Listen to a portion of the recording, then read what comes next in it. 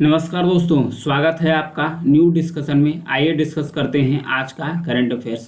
Rwanda दिया है। Rwanda में जो महिला सांसद हैं उनकी संख्या सबसे ज़्यादा है पूरी दुनिया में, इसके बारे में जानेंगे। प्लस भारत में जो नर्मदा नदी है, इसका जो सरदार सरोवर बांध है, इससे पानी छोड़ा गया है, तो ये भी समस्या का कारण बना है बाढ़ का, इसके बारे में जानेंगे। प्लस आदित्य L1 मिशन जो भारत का पहला सोलर मिशन है, यह डाटा कलेक्ट करना शुरू कर दिया है, तो इसी के बारे में भी जानेंगे। तो आइए स्टार्ट करते हैं पहली न्यूज। रवांडा में महिला सांसदों के बारे में जानेंगे। रवांडा की जो संसद है उसमें महिलाओं का जो प्रतिनिधित्व है पूरी दुनिया में सबसे उच्च है, यानी कि 61%। कितना है? 61% सीटों पर, यानी निचले सदन जो भारत में लोकसभा बोली जाती है, वहाँ निचले सदन में सबसे ज़्यादा प्रतिनिधित्व है 61%। तो रवांडा में महिला सांसदों की संख्या इतनी अधिक मात्रा में संख्या होने का रीजन क्या है? तो रीजन सबसे बड़ा तो इससे बताया जाता है कि इसका ऐतिहासिक कारण भी है रवांडा का, क्योंकि 1994 में नरसंहार हुआ था रवांडा में। जब नरसंहार हुआ था तो उसमें जो सबसे बड़ी संख्या की हानि हुई थी, उसमें महिलाओं की हानि हुई थी सबसे ज़्यादा।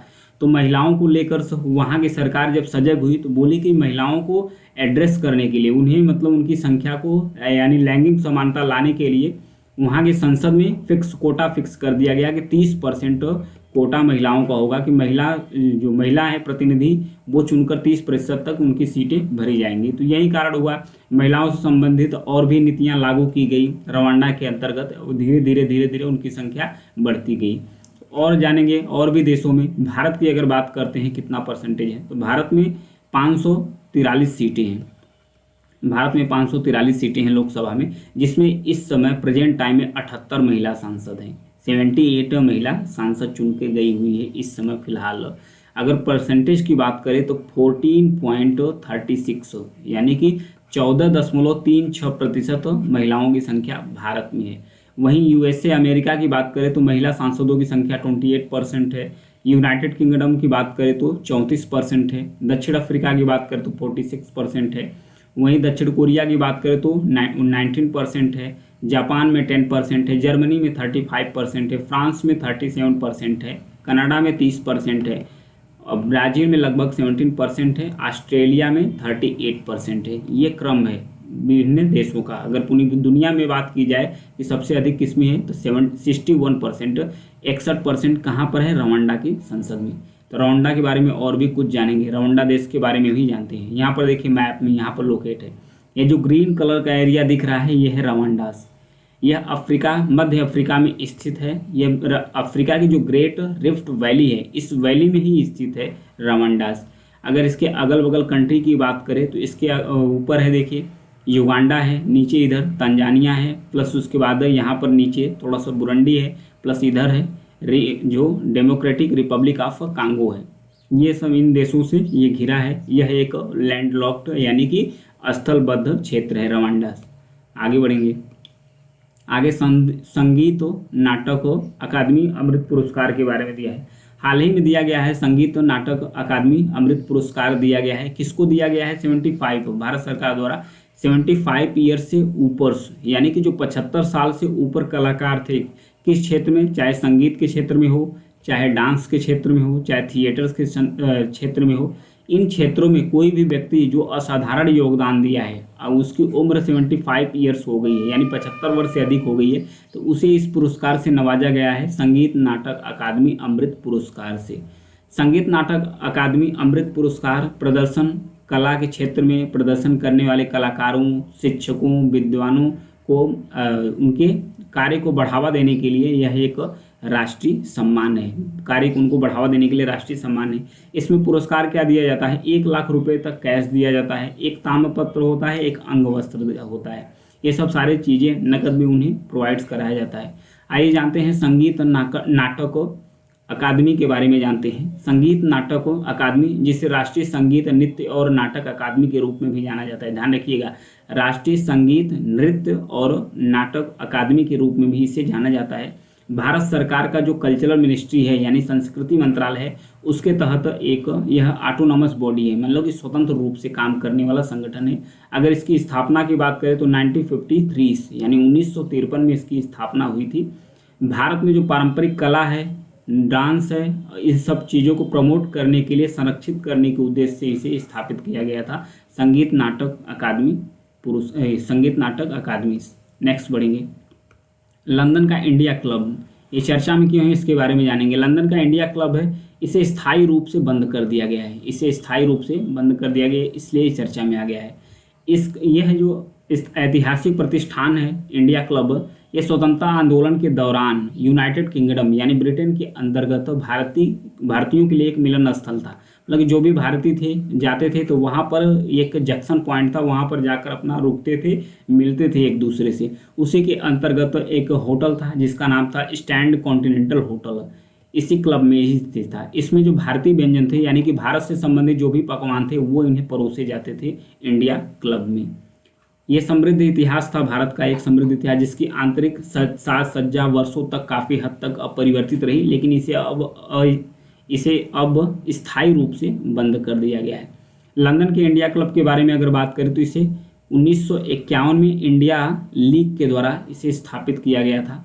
इसका काम यही था, इंडिया क्लब ने ब्रिटेन में एशियाई प्रवासी समुदायों के जीवन में महत्वपूर्ण भूमिका भी निभाई, क्योंकि उनके लिए एक मिलन स्थल था। लोग आते थे, उनको किसी भी प्रकार की समस्या होती थी तो वो उन्हें सुविधा प्रोवाइड करते थे लंदन के अंदर, चाहे इंडियन जर्नलिस्ट हो एसोसिएशन हो, इंडियन वर्कर्स एसोसिएशन हो, ब्रिटेन के इंडियन सोशलिस्ट ग्रुप हो, सब इसमें शामिल थे इसको सपोर्ट करने के लिए, यानी इंडिया क्लब को।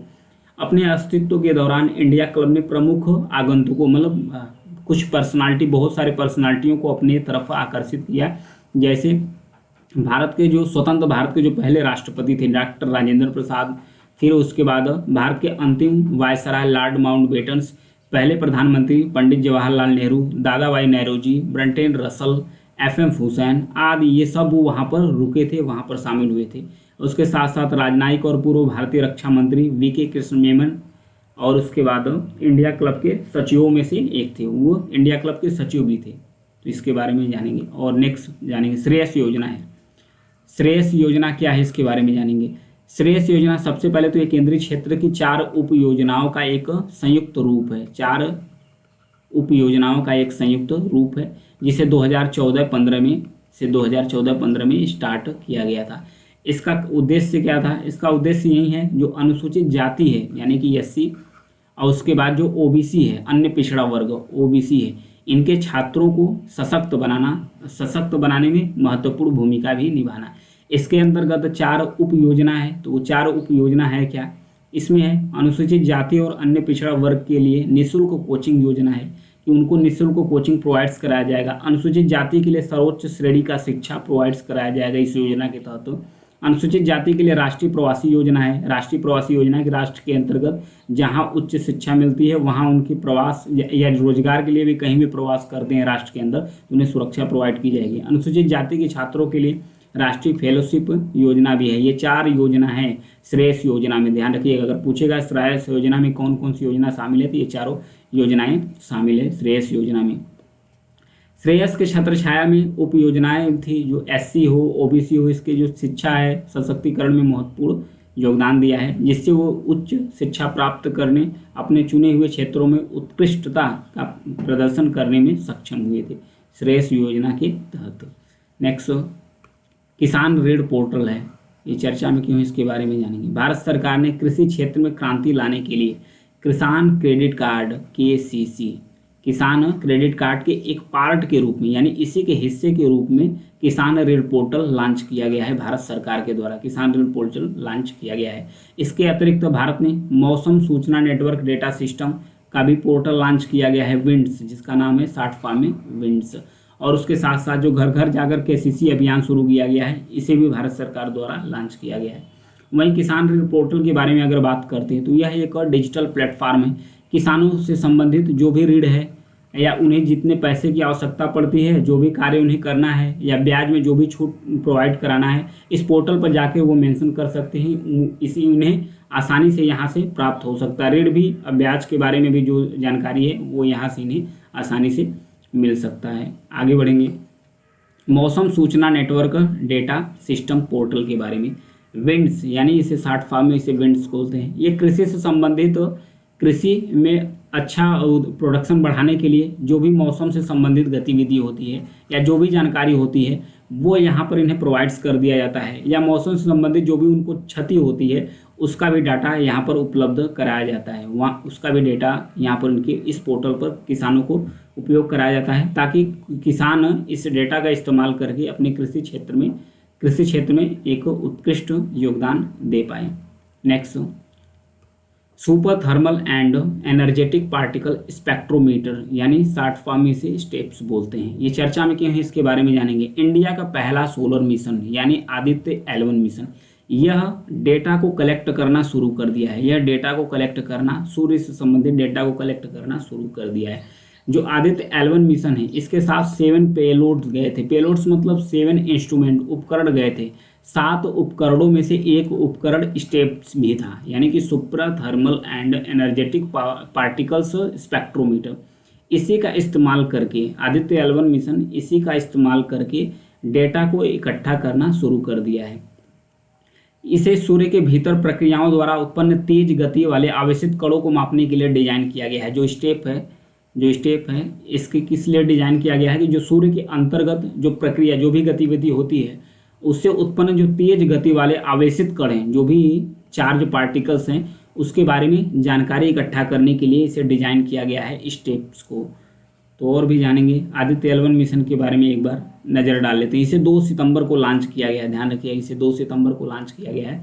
यह अभी पृथ्वी के कक्षा में ही मौजूद है, लेकिन इसकी कक्षा छोड़कर यह L1 पॉइंट पर जाएगा। L1 क्या है? सूर्य और पृथ्वी के बीच में एक पॉइंट है, लैग्रेंज पॉइंट जिसे बोलते हैं। लैग्रेंज पॉइंट 1 पर इसे इस्टेब्लिश किया जाएगा। यहाँ पर पृथ्वी और सूर्य दोनों का गुरुत्वाकर्षण समान कार्य करता है, तो ताकि इस पर कोई डिस्ट्रैक्शन ना आए, ये आसानी से सूर्य के बारे में ऑब्जर्व कर सके। तो यह है ऊपर Aditya L1 mission. Next, operation सजग दिया है। इसे भारतीय तट रक्षक बलों द्वारा स्टार्ट किया गया है। इसका काम ये भारत का जो पश्चिमी तट है वहाँ पर इसे स्टार्ट किया गया है। यह एक तटीय सुरक्षा अभ्यास है, एक्सरसाइज है। यह एक तटीय सुरक्षा अभ्यास है। तट के अंतर्गत सुरक्षा प्रोवाइड करना, यानी कि तटों की सुरक्षा करना, और जो भी मछुआरे हैं मछुआरों को भी जागरूक करना, उन्हें भी सुरक्षा प्रोवाइड्स करना, इसका काम है। सुरक्षा एजेंसियों के लिए समुद्री बैंड आवृत्ति और भारतीय तटरक्षक द्वारा समुद्री पुलिस कर्मियों का प्रशिक्षण भी इसमें शामिल है। जो एक्सरसाइज होगा तटीय सुरक्षा एक्सरसाइज यानी अभ्यास किसके द्वारा स्टार्ट किया गया है? भारतीय तट रक्षक के द्वारा पश्चिमी तट पर स्टार्ट किया गया है। ध्यान रखिएगा, भारत के पश्चिमी तट पर स्टार्ट किया गया है। नर्मदा नदी चर्चा में क्यों है इसके बारे में जानेंगे। गुजरात में भारी बारिश के कारण नर्मदा नदी में बाढ़ आ गई है, जिससे हजारों लोग विस्थापित हो गए हैं। कुछ लोग सरदार सरोवर जो बांध है उसके संचालकों को दोषी मान रहे हैं।